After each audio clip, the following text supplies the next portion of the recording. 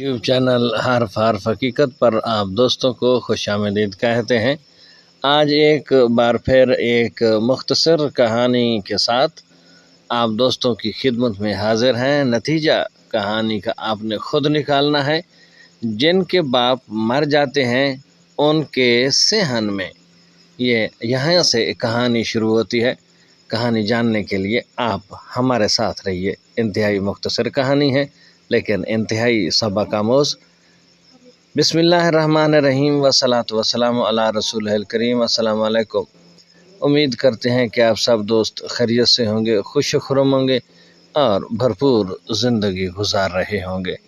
تو آئیے چلتے ہیں کہانی کی جانب۔ ان کے باپ مر جاتے ہیں ان کے صحن میں ایک درخت ہونا چاہیے۔ زندگی بہت تھکا دیتی ہے، کبھی کبھی سائے کی ضرورت پڑتی ہے۔ ماں کی جمع مائیں، باپ کی جمع کیا ہے؟ میں نے باپ کے تمام مترادف الفاظ سوچے، والد، باپ، ابو، لیکن کسی ایک بھی لفظ کی جمع نہیں مل سکی۔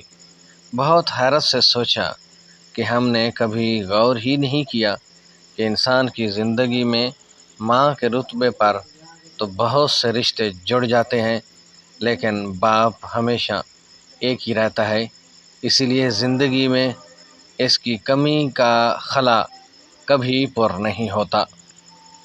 مدت کے بعد خواب میں آیا تھا میرا باپ، مدت کے بعد خواب میں آیا تھا میرا باپ، اور اس نے مجھ سے اتنا کہا خوش رہا کرو، اور اس نے مجھ سے اتنا کہا خوش رہا کرو۔ یہ تھی آج کی ہماری مختصر کہانی، جس میں والد سے متعلق بھرپور انداز میں گفتگو کی گئی ہے۔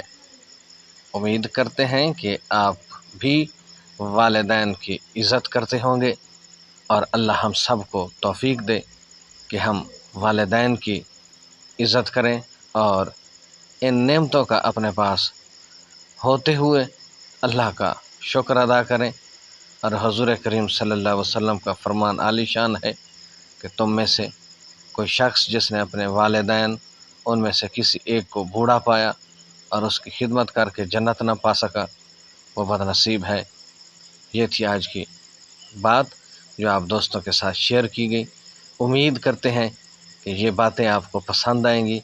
پسند آ جائیں تو چینل کو سبسکرائب کیجئے گا، ساتھ میں لگے بیل آئیکن کو ضرور دبائیے گا تاکہ اس طرح کی آنے والی ویڈیوز کے لگاتار نوٹیفیکیشن آپ دوستوں تک بر وقت پہنچتے رہیں۔ اب تک کے لیے اتنا ہی، ملتے ہیں نئی کہانیوں کے ساتھ، نئی باتوں کے ساتھ، نئے لطائف کے ساتھ، نئے واقعات کے ساتھ۔ تب تک اپنا خیال رکھیے گا۔